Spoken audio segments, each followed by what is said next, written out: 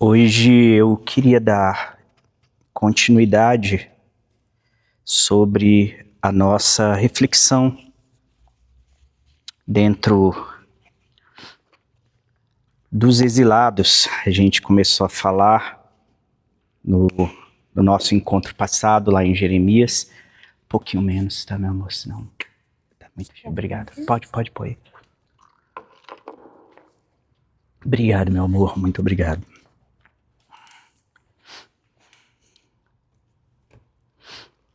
Mas para isso, eu queria ler um texto com vocês. O texto eu creio que um dos mais conhecidos da Escritura.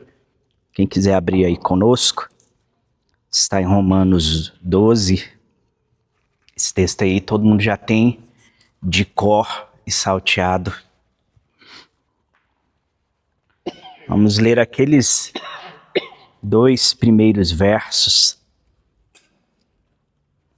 que diz assim, Romanos 12,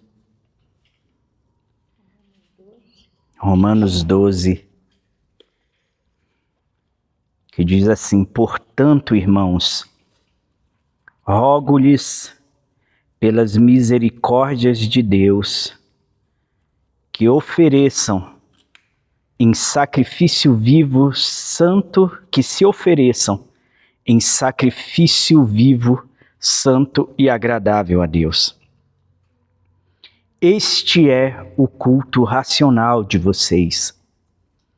E não se amoldem ao padrão deste mundo, mas transformem-se pela renovação da sua mente, para que sejam capazes de experimentar e comprovar a boa, agradável e perfeita vontade de Deus.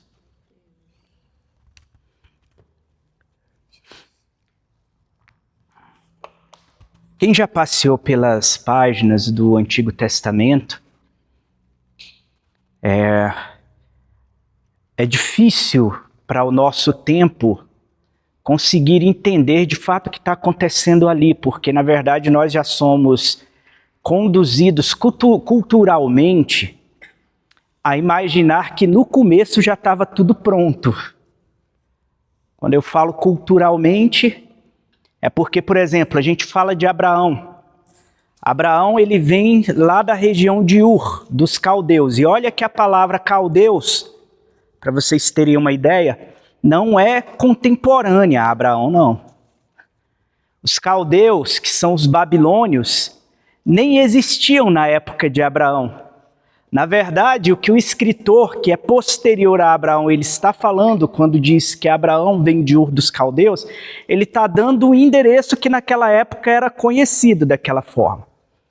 Por exemplo, para eu explicar aqui para vocês, quando eu falo ali da papuda, antes daquelas mulheres, aquelas irmãs que tinham o papão, terem morado lá, ninguém sabia que o nome seria Fazenda Papuda. Então, se eu desse o nome para vocês de uma região anterior àquela, provavelmente vocês não saberiam nem que lugar era aquele. O dos caldeus ficava ali na região já próximo àquele mar que faz ali, que forma o Golfo Pérsico, junto ao rio Tigre, próximo ali da região do rio Tigre, do rio Eufrates, na região ali da Mesopotâmia. Mas Abraão, por exemplo, ele foi contemporâneo aos sumérios, ele não foi contemporâneo aos babilônios. Caldeus eram os babilônios. Então, para vocês verem que o próprio escritor da Bíblia, quando ele vai citar a história de Abraão, ele precisa trazer para si alguns pontos de referência com os quais o povo da sua época possa se identificar. Eu de fato não sei se foi o copista que, sabendo que aquela região que Abraão veio era de fato a região dos babilônios, que mais à frente ele modifica isso daí para conseguir situar o povo, mas eu estou dando aqui para vocês um exemplo. Hoje, quando se fala em Papuda, quem que lembra das 2 irmãs? Vocês lembram da penitenciária. A maioria de nós vai lembrar o quê? Da penitenciária, né? Que esses dias, inclusive, o Bolsonaro estava lá. Mas a gente nem lembra que é da fazenda, mas da forma que originou o nome. Isso já vem de modo vago para a gente. Por que eu estou dizendo isso? Quando a gente olha para Abraão, a concepção de Deus em Abraão não é a mesma concepção que está formatada quando chega ali já nos judeus da época de Jesus, e muito menos conforme há nos judeus do nosso tempo.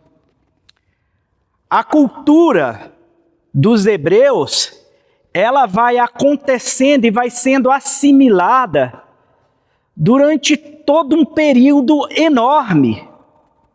Durante um período que a gente nem sabe, a gente não dá. A maioria dos autores que hoje são sérios, eles não ficam hoje tentando calcular em que ano que Abraão se manifestou. O que se sabe é que foi muito anterior, de Jacó, de José, até Moisés, já dá no mínimo 400 anos.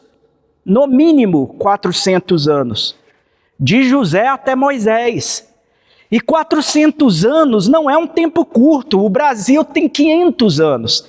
E quanta coisa já aconteceu na nossa história, entre os bandeirantes, entre o Brasil colônia, entre o Brasil que ele começa a ser conquistado, ele começa a ser orientado para se achegar no interior, do norte ao sul. Então, o que eu estou colocando aqui para vocês é para que vocês entendam que quando a gente vai passear pelas páginas das Escrituras no Velho Testamento, com a nossa forma de olhar dentro da nossa moldura cultural cristã hoje, a gente tem a mania já de olhar para aquilo achando que já estava tudo pronto e acabado, já quando chega em Abraão, mas não estava.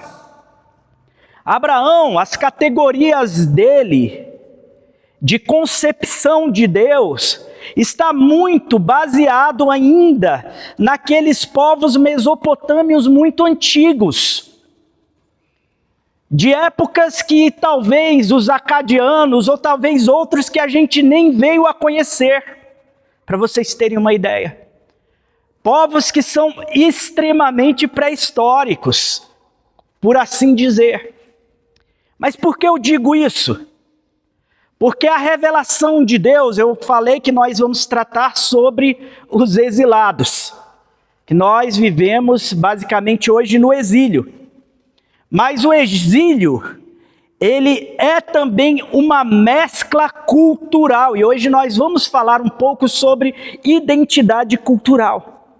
A identidade cultural que foi acontecendo dentre o povo de Deus.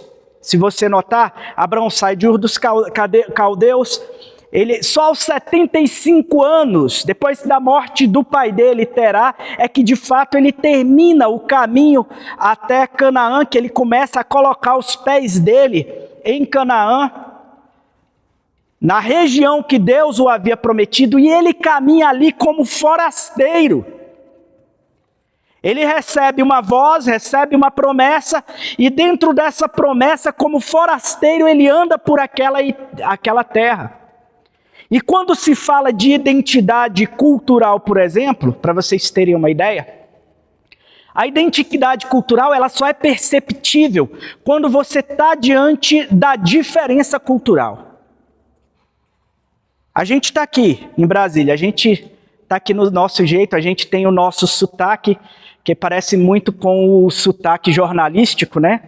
A gente não carrega o R, a gente não fala porta, a gente também não fala leite quente, a gente não fala dessa forma, a gente também não fala igual o baiano, o sinal ali é vermelho, a gente não fala dessa forma. Nós temos todos os nossos traços culturais, e eu estou falando de uma nação como a nossa, tem traços culturais espalhados por dentro dela toda. Mas notem uma coisa, quando você vai até a Bahia, conversando um pouco com o baiano, você já sente o choque. A comida que lhe vai ser apresentada, por exemplo, que vai colocar ali para você, você come morrendo de medo.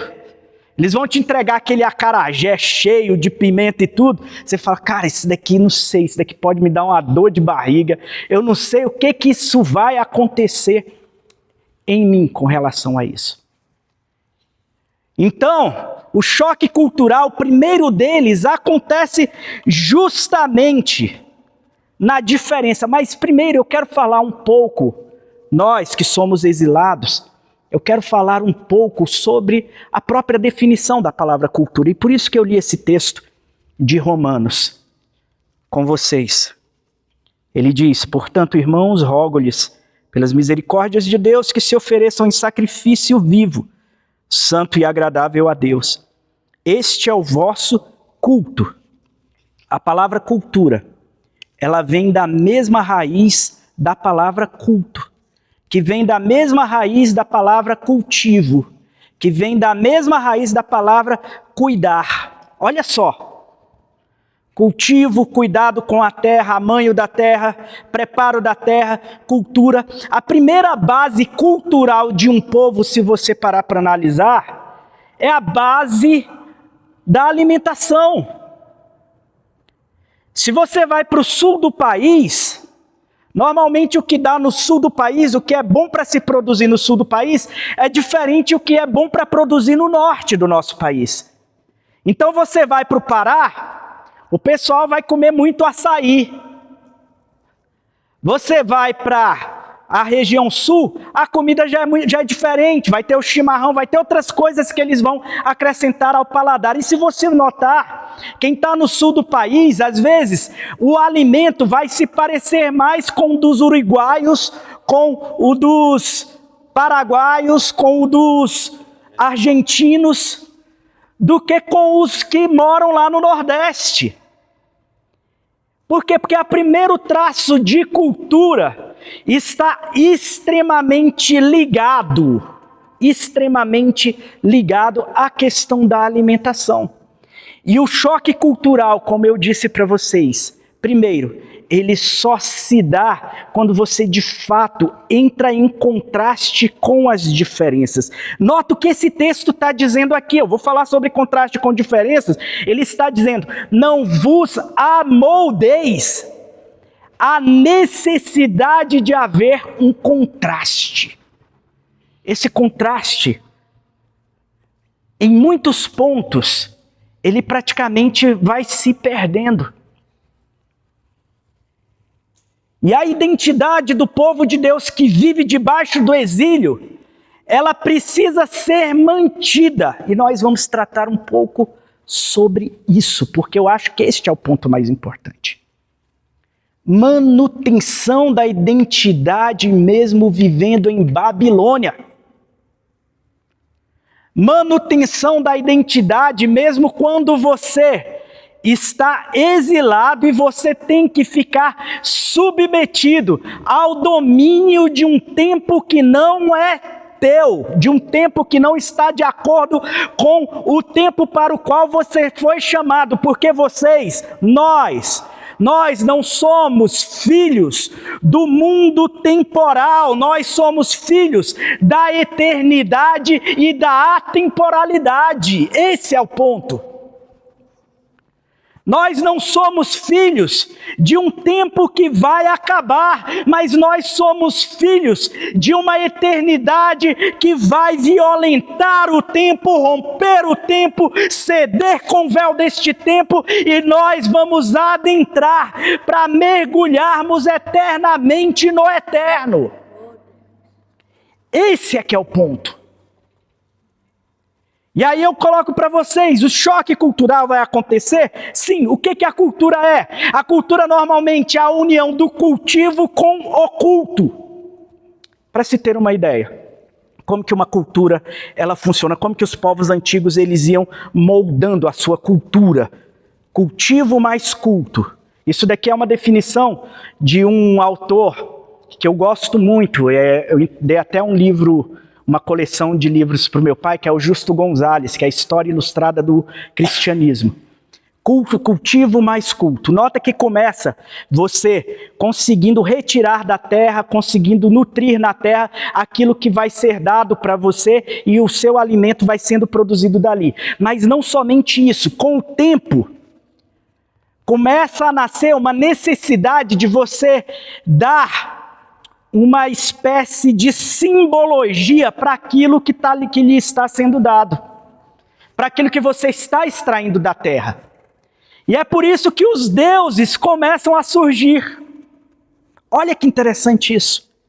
A figura dos deuses sempre estão atreladas ao tipo de cultivo. Baco, na Grécia, era o deus do vinho. Ele era o deus da fertilidade. Sendo o deus da fertilidade, qual é o oposto à fertilidade? É a esterilidade. Como que você normalmente cultuava Baco? Por meio dos bacanais. O que é oposto à esterilidade? É todo mundo se envolver num bacanal, do que a gente entende hoje por bacanal mesmo, e naquelas festas de orgia, eles apresentavam as suas oferendas a Baco. Olha para vocês terem uma ideia onde eu estou querendo chegar. O cultivo está atrelado ao culto. Baal, por exemplo, ele era o deus da chuva. Era o deus que trazia a fertilidade por meio da chuva. E o povo de Israel, quem está no norte, fica com a parte boa de Israel. Nós falamos isso. Fica com a parte boa de Canaã quem está no norte. Porque o norte ele consegue receber desde Hermon, que são as montanhas que ficam lá no extremo norte de Canaã, ele consegue receber a parte mais gloriosa, por assim dizer. Então, qual é o reino que se torna mais forte? Primeiramente, em número, é o reino do norte. Se torna mais fortalecido. Aliás, é a união de 10 tribos, aproximadamente. O reino do sul fica com 2,5 tribos, mais ou menos. O reino do norte, em diversidade e em número, fica bem maior, mas não somente isso. Como fica com a região menos desértica, é a região que melhor vai produzir. Então, produzindo riquezas, é um reino que naturalmente ele vai conseguir negociar melhor com os reinos que estão em volta. Eles vão manter aliança com a Síria, está ali ao norte, próximo aos fenícios.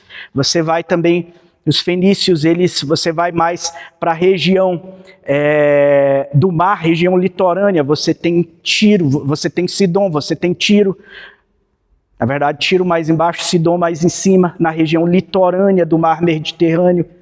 E como eles retiram boas madeiras, cedros, eles retiram boas madeiras daquelas região montanhosa que está ali próxima, se tornam um povo muito forte em navegação. Os fenícios, eles se tornam especialistas em navegação. E você entende muito bem isso quando, por exemplo, você lê Ezequiel, capítulo 26, 27, 28, quando começa a lhe falar sobre o rei de Tiro e como que a nação de Tiro, ela se torna especializada em poder viver no mar, em avançar no mar.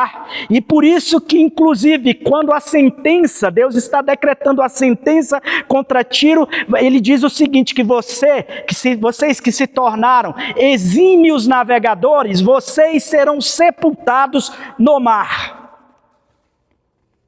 Rei de Israel, reino do sul, fica com as regiões mais desérticas, mas o Negueb, que é aquela região de montanhas que fica mais próximas ali de Jerusalém, consegue ainda trazer bastante água pelo menos suficientes para eles se manterem. Mas o reino do norte, Israel, se fortalecendo, eles começam a ver a sua grande prosperidade, eles começam a imaginar que essa grande prosperidade está atrelada ao culto a esses deuses estranhos. E por isso que em todas as montanhas, primeiro eu disse, que Jeroboão, ele já tenta retirar a necessidade de o povo de Israel ter que descer até Jerusalém, ter que ir até Jerusalém para poder cultuar. O que ele faz? Ele começa a erigir templos em diversos lugares. Hoje a arqueologia demonstra isso. Existem templos em Dan, templos no Megido, no vale na região montanhosa e também nos vales próximos ao Megido. Você tem templos em um monte de regiões, inclusive em Betel, que já é uma região que é do reino de Israel. Ali existem templos erigidos. Só que os cultos começam a se misturar. Lembrem que cultura é o quê? cultivo mais culto. Voltemos aqui para o texto. Este é o vosso culto racional, que se ofereçam em sacrifício vivo, santo e agradável a Deus. Este é o vosso culto racional. O reino de Israel, por se tornar mais poderoso e mais arrogante, como Deus, ele normalmente tem um fascínio pela fraqueza, é o primeiro reino que ele vai destruir e nós sabemos disso.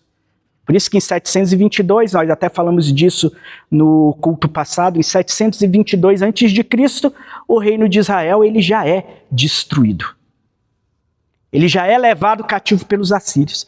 E o detalhe, para o reino de Israel, Deus ele não entrega sequer a promessa de que eles seriam purificados, que haveria um remanescente do reino de Israel que poderia ser identificado, de modo que o reino de Israel, depois que ele retorna do exílio, já não se consegue nem traçar a ascendência, se eles estão vinculados a Adã, se eles estão vinculados a Zebulon, se eles estão vinculados, eles não sabem mais qual é a ascendência das suas tribos. O povo de Samaria é um povo extremamente mestiço nesse ponto. Não é porque o povo de Israel não foi mestiço, não.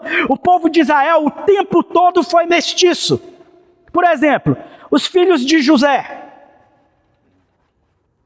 José se casou com uma egípcia. Os filhos de José, eles eram descendentes de egípcios. Ruth, que é da descendência de Jesus, ela é descendente de quem? De Moabe. Exatamente. Nota que existe laços culturais, sim. Existem diferenças, só que o grande ponto é que se conseguia traçar a ascendência de modo perfeito. O que com Israel acaba. Perde-se a capacidade. As 12 tribos hoje são impossíveis de se traçar. Nos tempos de Cristo, ainda era possível se identificar pela ascendência de que tribo você viria. Por exemplo, Isabel, ela era prima de Maria e ela era uma das filhas de Arão. Isso está lá em Lucas. O seu esposo também era descendente de Arão, ou seja, era da tribo de Levi. Porque Arão está vinculado a Levi. Maria, por meio provavelmente do seu pai Eli, que era sogro de José, você traça a descendência até Judá. Em José também você traça a descendência até Judá. Mas chegamos até aí. Quando você vai para os samaritanos, vê se você consegue traçar alguma descendência. Sabemos que eles são descendentes dos israelitas, mas a gente não sabe de onde mais eles descendem, porque se dissolveu a identidade daquele povo. O exílio, ele vai entregar sempre a possibilidade de dissolução da identidade, sim. Mas o que é maravilhoso no exílio que acontece com os judaítas, que é os que ficaram na região sul e que depois foram mandados para a Babilônia, é que o Senhor conseguiu manter a descendência intacta, apesar de ter havido mistura.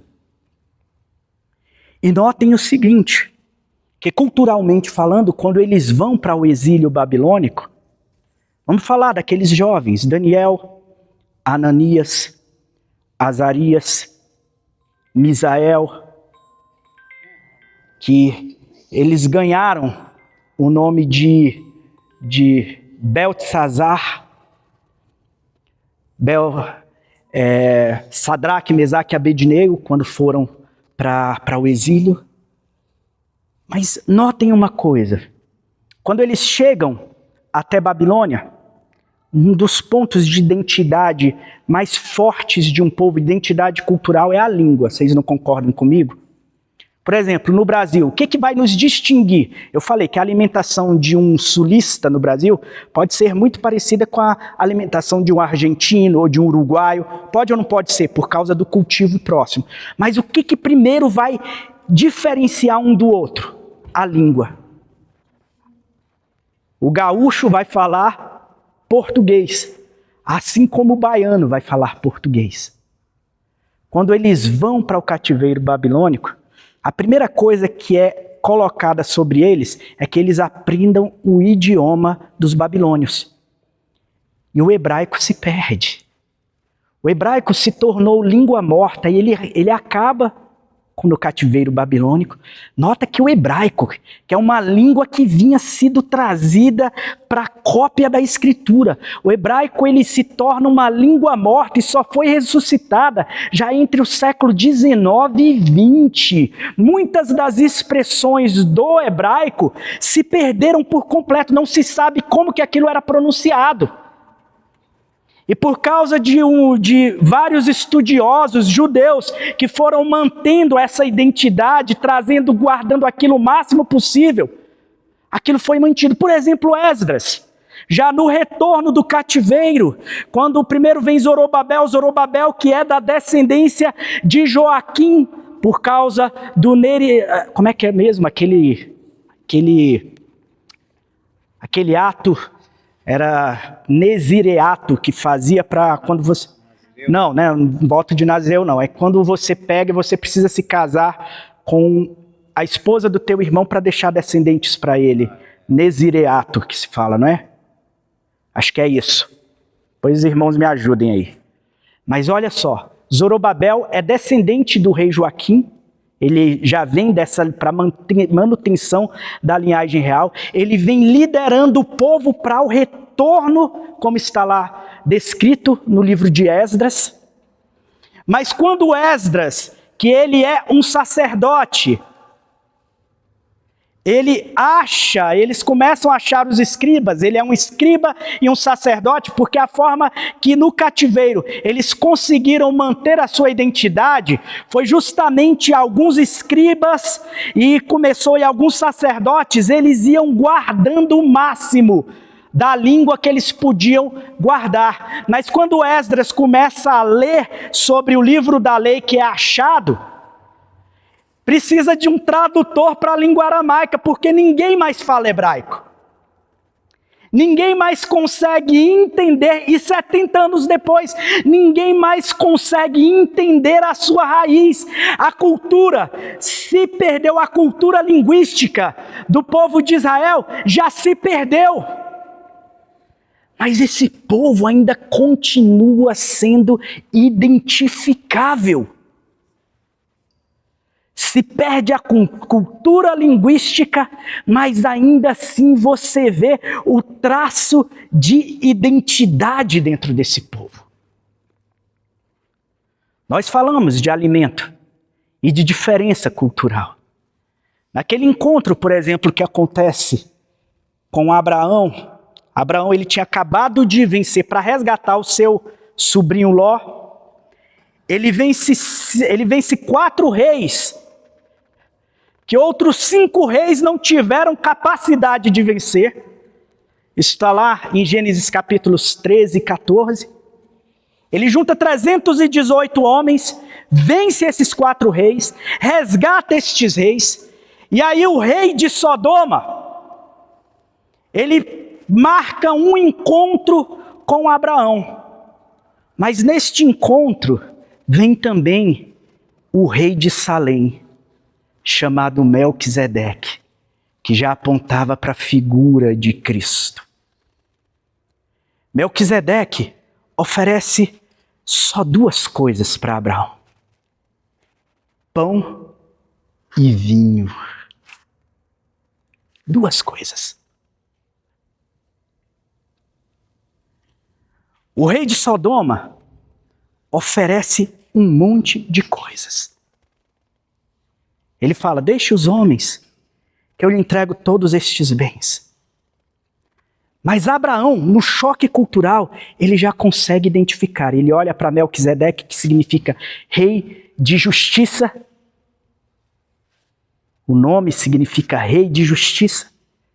E ele olha também para de onde ele vinha, de Salém, Salém que significa Shalom.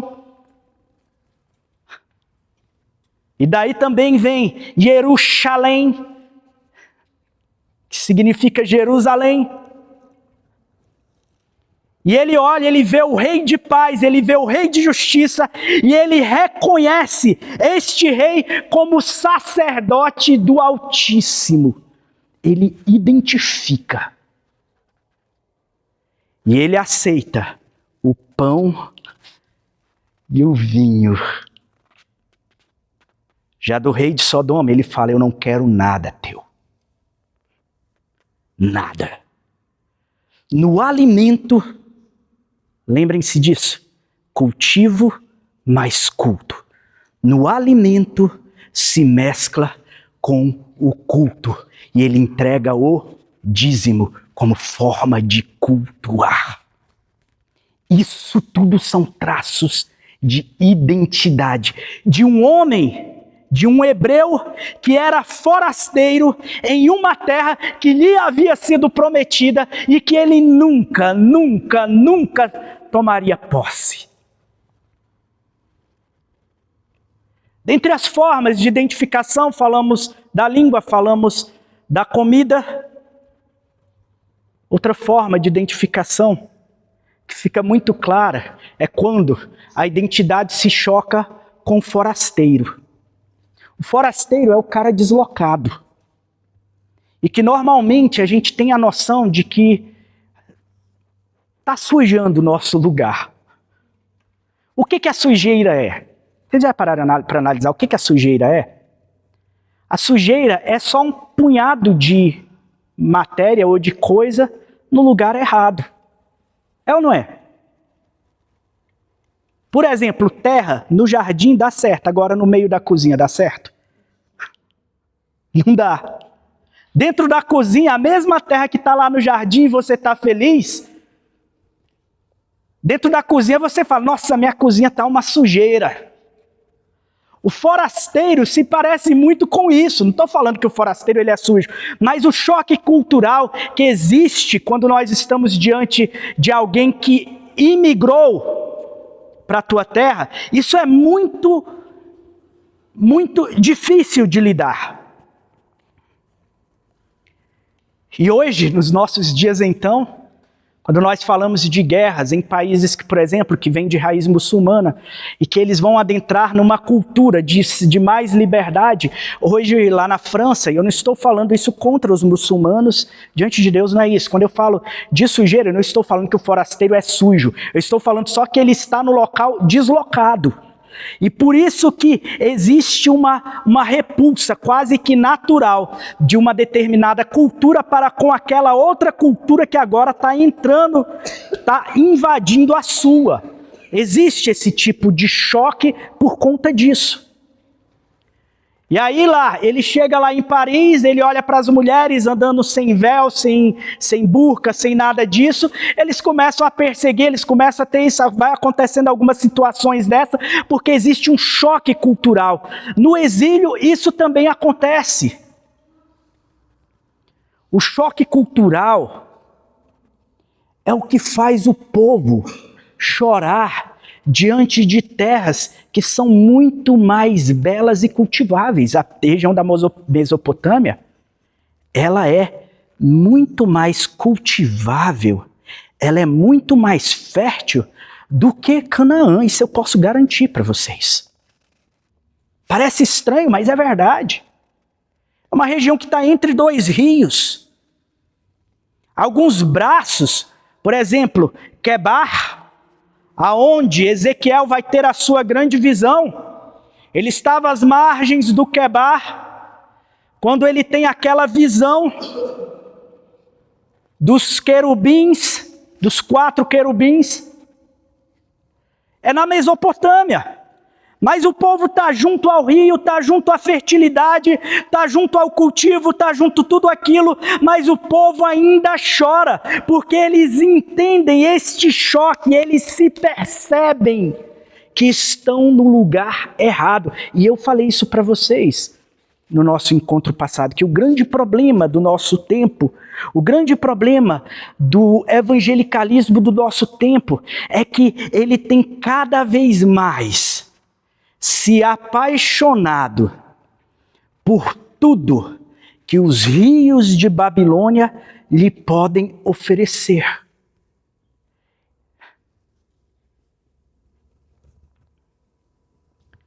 E são tantas coisas. A nossa cultura, ela entrega tudo, uma promessa em tudo o que a gente vai ver e tocar. É quase que o diabo, ele tentando a Jesus. Ele vira e oferece, olha a glória. Olha tudo isso que eu tenho para te dar. Tudo isso eu te darei se prostrado me adorares. No deserto, Jesus luta contra a fome, mas o diabo iria tentar Jesus ainda novamente, no meio dos seus amigos. Vejam que o diabo tentando Jesus no deserto é a oferta de que abandone o propósito, abandone a vontade de Deus, não precisa mais se preocupar em cumprir o que você precisa cumprir. E eu vou te dar tudo isso daqui como glória. Quando Jesus, por exemplo, lá em Mateus 16, ele vira e conta para os discípulos, olha, é necessário que o Filho do Homem seja morto. Pedro vira para ele e fala, Senhor, tenha amor por ti, cuida de ti, pelo amor de Deus, o Senhor, os milagres que o Senhor faz, olha para o Senhor, se valoriza mais. Ame-se mais. Não, de modo nenhum. O Senhor ir para a morte, que isso? O Senhor tem poder para trazer a restauração do reino de Israel. O Senhor já ressuscitou morto. O Senhor tem poder para ressuscitar morto. O Senhor tem poder para fazer o cara leproso ficar curado. O Senhor tem poder para fazer cego ver. O Senhor tem poder para fazer qualquer coisa. Olha, gente do céu, vocês entendem aqui o que é o diabo usando a boca de um amigo e de alguém próximo para tentar fazer com que Jesus ele saia do propósito que ele havia cumprir, que ele tinha que cumprir. E qual é a resposta de Jesus? Para trás de mim, porque Jesus identifica no lisonjeio, identifica na tentativa, no bondadismo que existe nas doces palavras de Pedro, identifica naquela pregação de autocuidado que parece tanto com a psicologia moderna. Jesus consegue identificar claramente o poder de Satanás, operando para lhe enganar. E o repreende. Vocês estão conseguindo compreender o que a gente está tentando dizer aqui para vocês? Nós estamos, o mundo hoje nos entrega tudo quanto é riqueza e facilidade. Já dissemos isso várias vezes, que a vida de Abraão, tendo tudo que Abraão teve, foi muito mais difícil do que a vida de um pobre aqui no Brasil. Todos nós, pobres, temos geladeira. Quer dizer, qualquer pobre tem geladeira, normalmente tem, a maioria no Brasil, vai ter um chuveiro quente, água encanada chegando em casa, não é desse jeito. A gente vai ter todas essas facilidades e riquezas, e vocês acham que água não é riqueza? Gente, o povo de Israel disputava a guerra por causa de um poço. Um poço era dado como herança por causa da água que havia ali. Quando a pessoa falava, cara, eu herdei um poço do meu pai, era muita grana que ele tinha herdado do pai dele, porque a água é um negócio extremamente escasso. Cara, e você às vezes esquece a torneira aberta, deixa, você não tá nem, hoje você gasta água à vontade, e a água é uma riqueza enorme. Para vocês terem uma ideia, o quanto hoje nós somos muito mais ricos do que os ricos daquela época.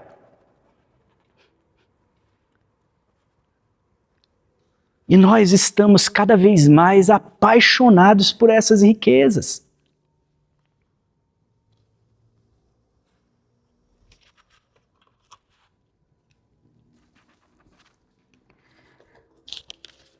No exílio, nós vimos que até a língua se perde.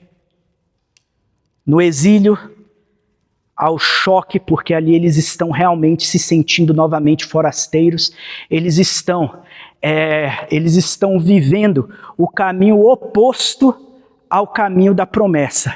A promessa que foi dada a Abraão foi de sair de onde eles estão para ir onde eles estavam. Agora eles são tirados de Jerusalém, eles são tirados de Canaã e devolvidos para a região de onde Abraão veio.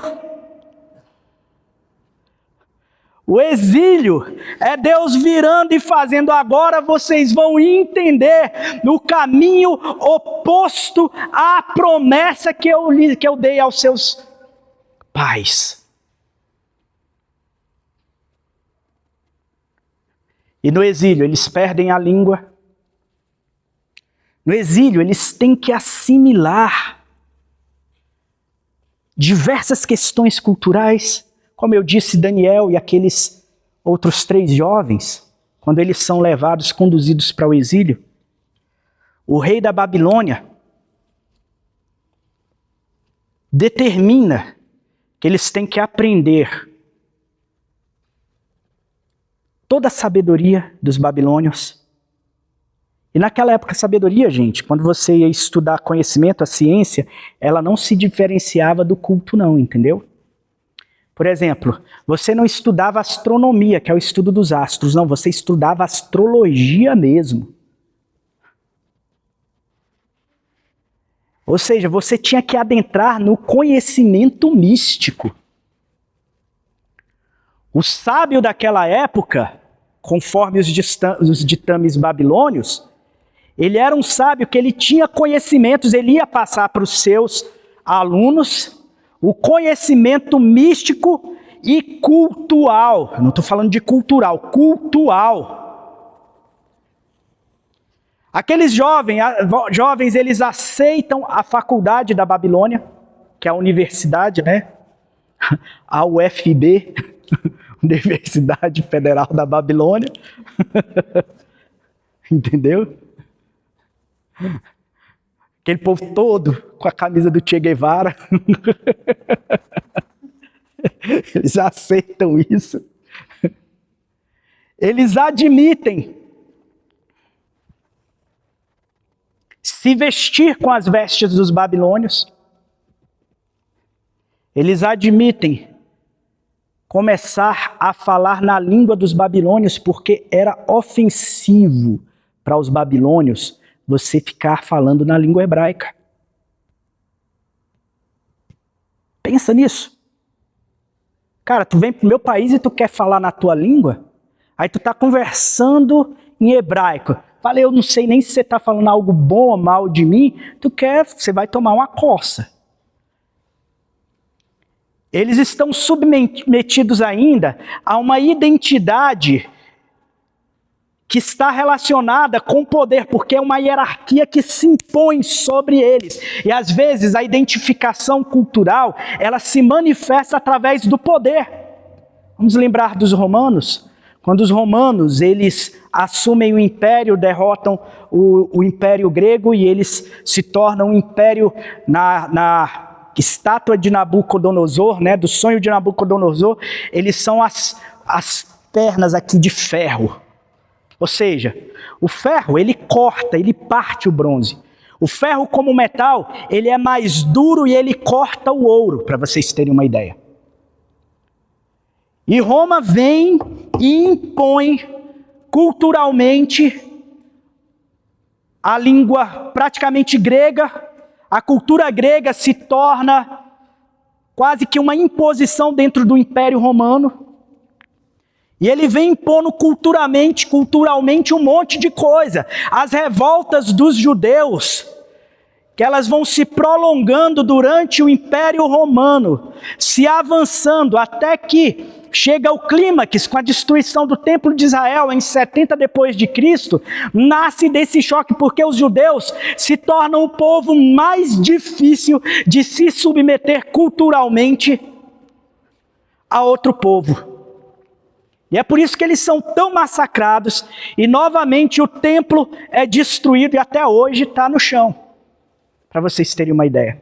A imposição que acontece, volto para a Babilônia, a imposição de identidade cultural que está acontecendo ali é por meio de poder, é a hierarquia sendo colocado, o jugo sendo colocado sobre o povo de Judá, sobre os judaítas, ou melhor, vou utilizar o termo israelitas, porque agora a gente pode de fato mesclar. Você tem que aceitar. Mas eles chegam novamente e tentam impor os diversos manjares para aqueles jovens. Vocês vão comer isso, isso daqui, vão beber, isso daqui está tudo aqui para vocês. Nesse ponto eles dizem não.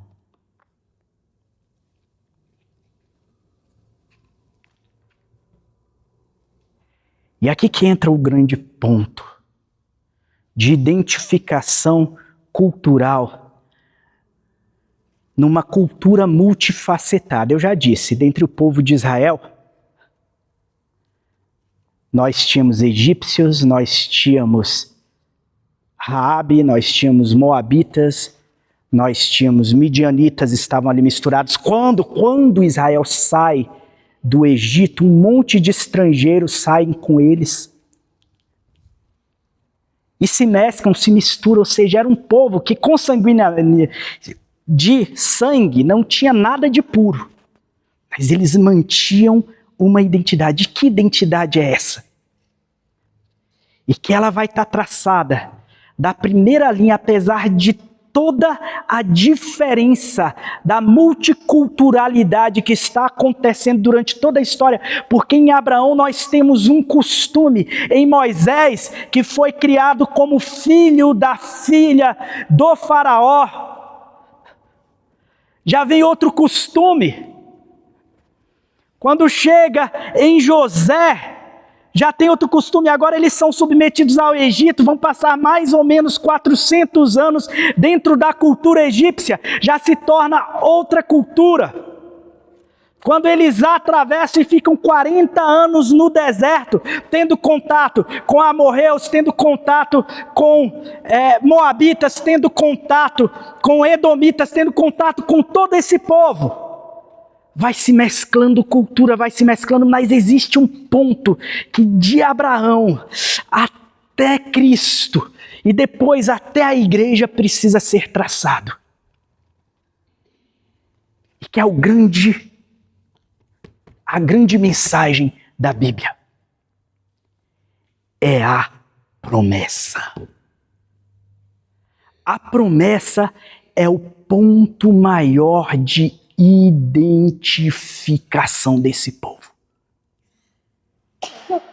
Com certeza, Abraão, se você pegasse Abraão e colocasse Jesus do lado de Abraão, se vocês olhassem para os traços do rosto um do outro, iam ser homens completamente diferentes, não iam nem parecer parentes. Mas o traço, o DNA que lhes identificou o tempo todo foi a promessa.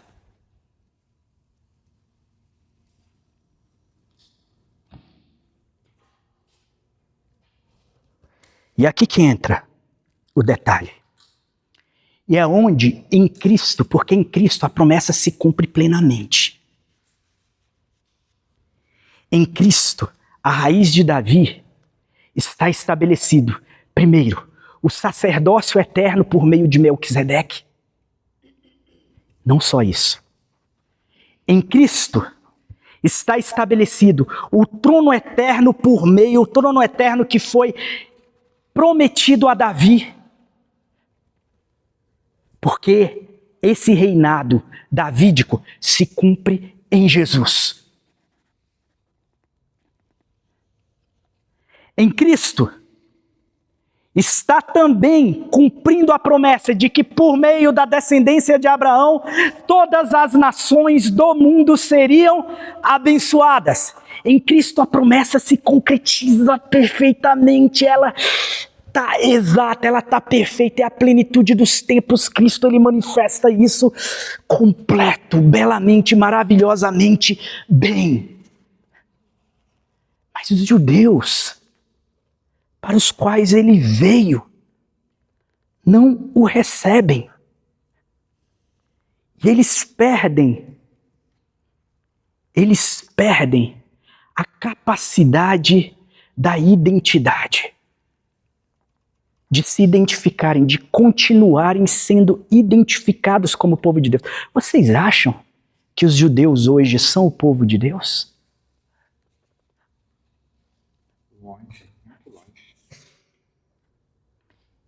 Eles perderam.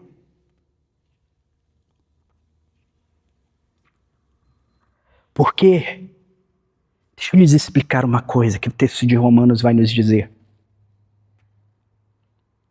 A promessa, como identidade cultural do povo santo de Deus, não se estabelece numa expectativa de futuro. A promessa não é expectativa. Os judeus, eles morrem à beira da entrada de Sião, da Sião celestial, estão morrendo à beira da entrada da Sião celestial, porque eles vivem debaixo da expectativa e não da experiência transformadora da promessa.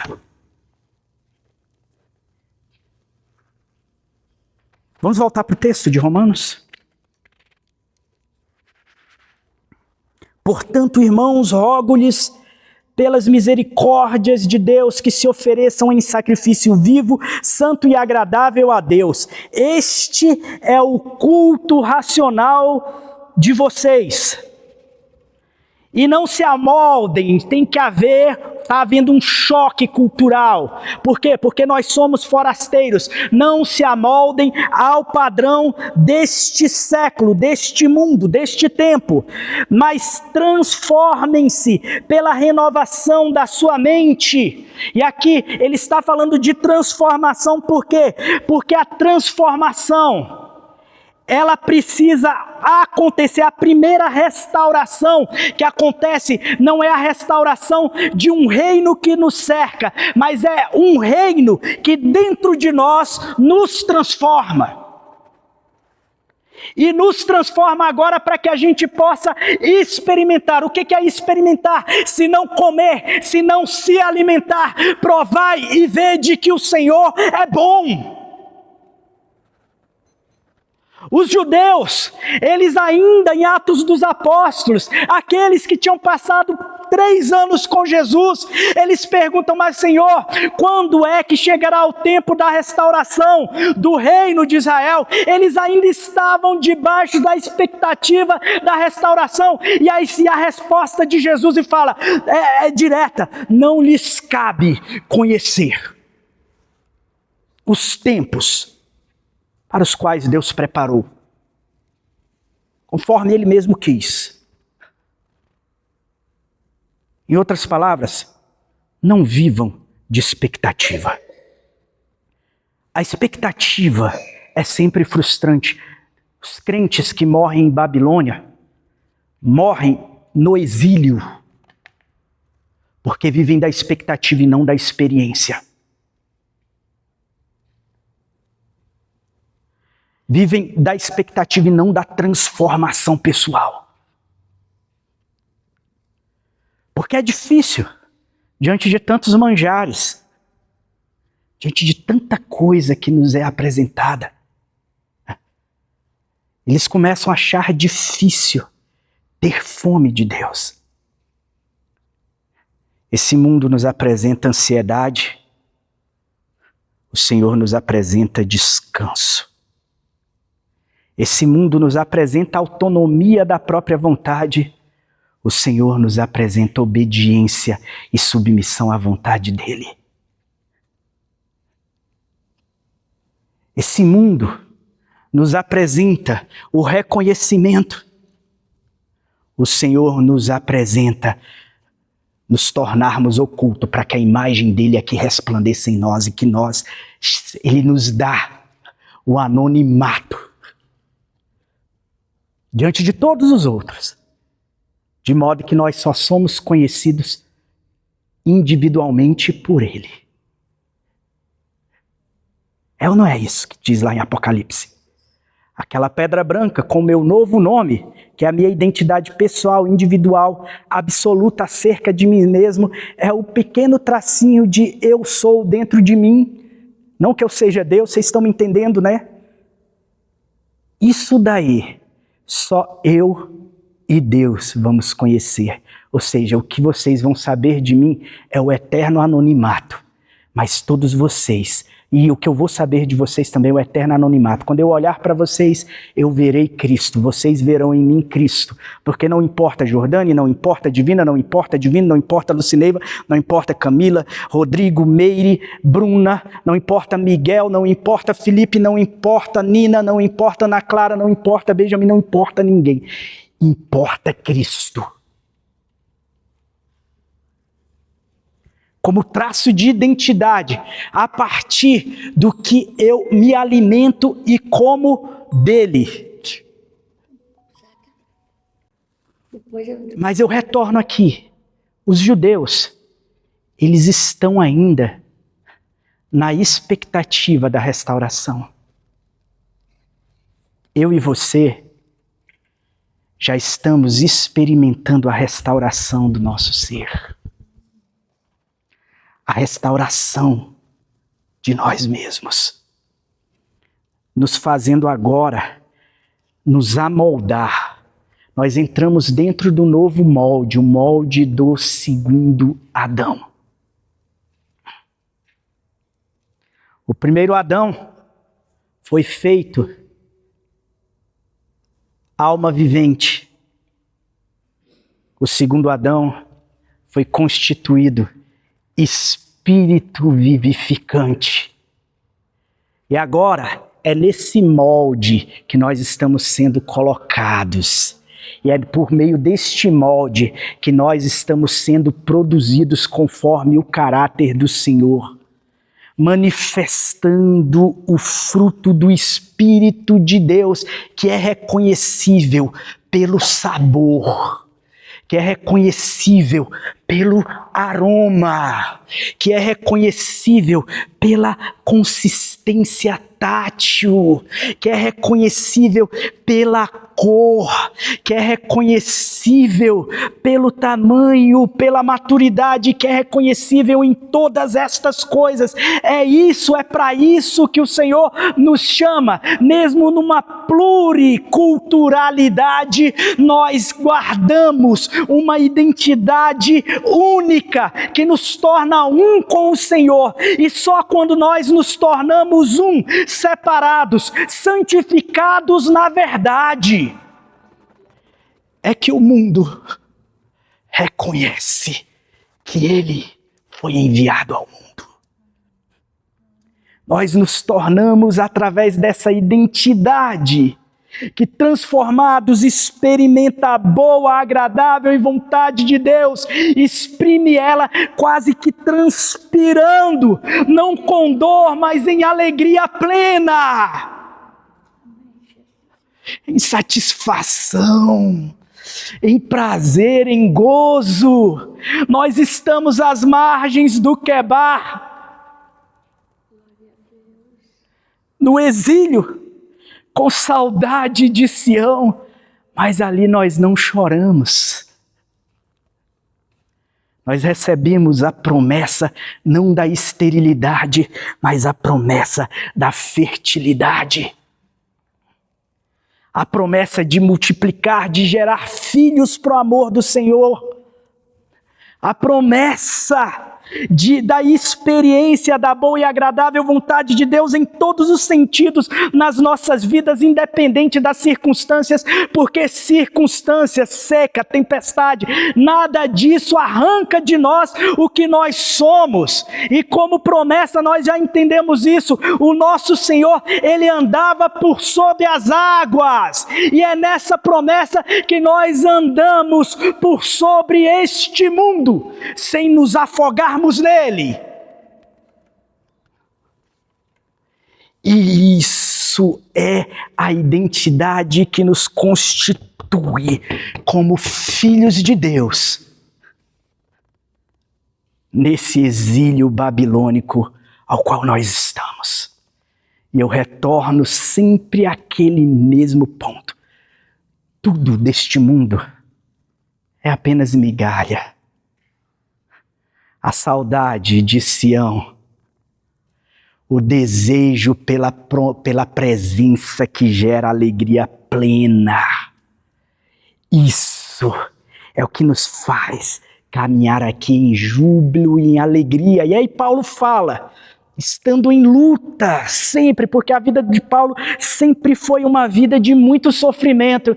Ele vem com uma ordem: alegrai-vos no Senhor, e outra vez vos digo, alegrai-vos, porque nós encontramos plena satisfação, a não ser que a gente ceda novamente à Babilônia, a não ser que a gente ceda à ansiedade, saindo do descanso, a não ser que a gente ceda à preocupação, saindo do cuidado e do cultivo que Ele opera sobre nós, porque agora nós somos esse sacrifício vivo, santo, puro e agradável a Deus.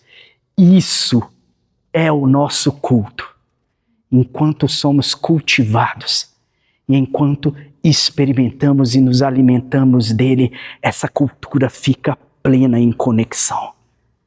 E aí a gente vai na África, vai ter crente lá dançando de jeito esquisito, cantando umas músicas alegres, pulando, regozijando diante do Senhor. Eu até estranho, mas daí um pouco eu consigo entender. Dessa alegria eu conheço. E aí eu começo a dançar com eles. Eu vou na Alemanha e vou encontrar aquele povo de rosto mais sério, grave, mas de repente eu acho aquele traço de alegria, de experiência do Senhor, que só o servo de Deus sabe o que é. Aí eu falo, cara, tu é dos meus. Eu sei que tu tá bem para o nordeste, né? Bem longe daqui, num país mas a gente aqui se reconhece. E as cores preto, branco, pardo, amarelo, os tamanhos pequeno, grande, ricos, pobres, não importa, de todas as nações, de todas as tribos, de todas as línguas, todos estaremos juntos diante do Senhor, na união dos santos, de outros tempos que não conheceram a tecnologia do nosso tempo, de tempos que virão que nós não conseguiremos nem imaginar o que eles irão experimentar, de dores que outros viveram lá no passado, de angústia que nós vivemos no presente, mas nós estaremos todos unidos na congregação dos santos, eternamente, na cidade celestial, onde não mais há templo para culto, porque Ele é o nosso templo. Glória a Deus! Glória a Deus, aleluia!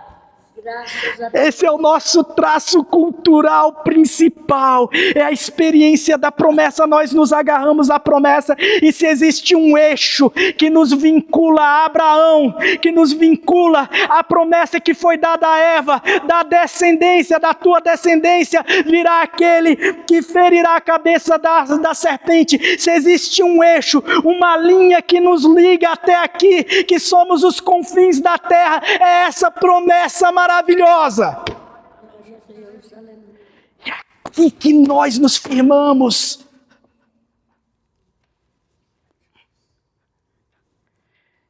E aqui em Babilônia, nós nos alegramos. Mas morrendo de saudade de Sião. Com muita saudade de Sião. Eu queria que a igreja ficasse de pé. Da Babilônia, ali sentando. Exatamente. Vamos mandar essa música hoje lá no grupo da igreja. De saudades de Sião. Queria que você fechasse os seus olhos. Senhor Deus, nós somos um. Identificados em Ti.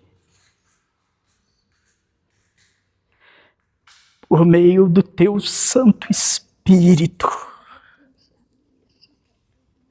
Que traz em nós o DNA deste novo nascimento, uma vez que nós fomos regenerados, novamente gerados. Nós atravessamos dias tão confusos, e para que a gente possa navegar nesses mares turvos, nesses mares tempestuosos, neste mundo que às vezes quer nos presentear, mas com a mesma mão que quer nos dar, está nos tirando aquilo que é mais precioso. A única forma de nós passearmos por aqui, Senhor, é se nós nos mantivermos firmes nas Tuas promessas. Mas não como uma expectativa de futuro, mas como uma experiência presente em nós, uma vez que nós temos a nossa mente transformada. Essa transformação que nos capacita a experiência da Tua boa, agradável e perfeita vontade, Senhor.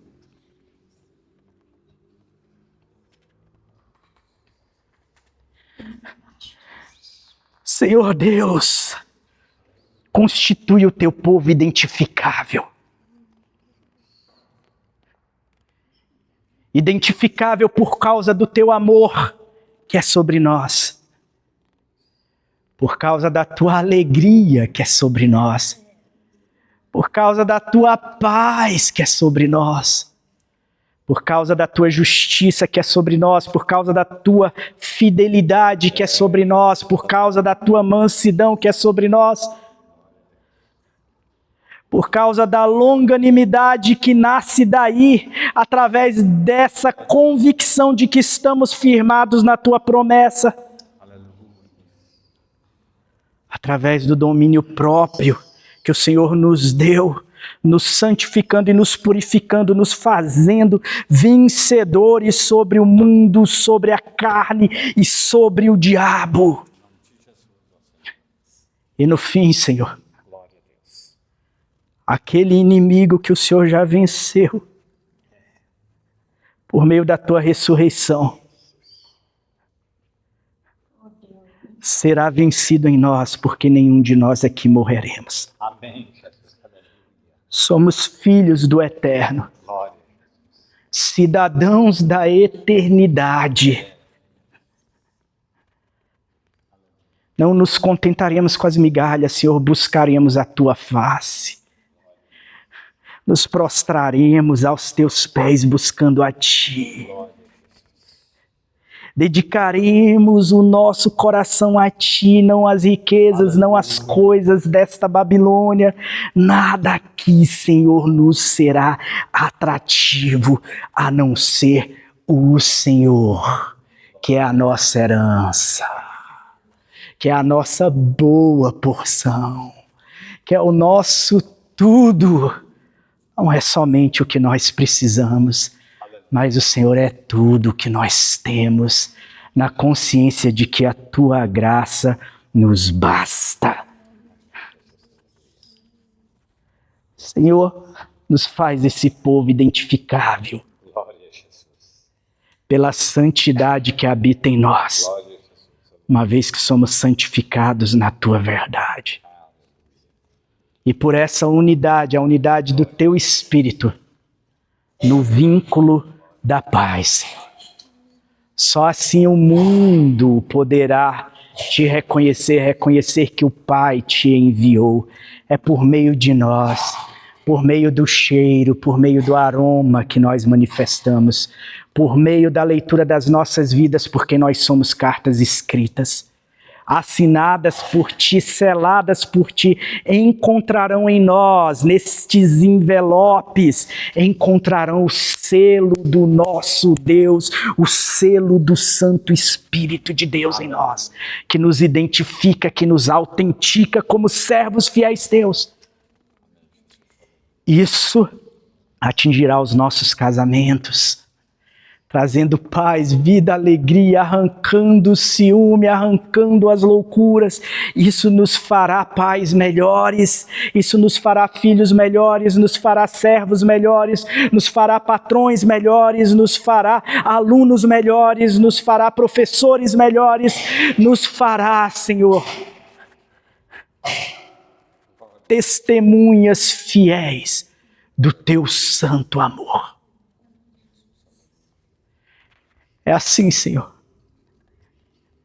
nos apresentando em sacrifício vivo, santo e agradável a Ti, Senhor, que culturalmente e cultualmente nós seremos identificados nesse mundo de trevas, pois somos o sal da terra e a luz do mundo. Amém. Glória a Deus. Glória a Deus. Amém.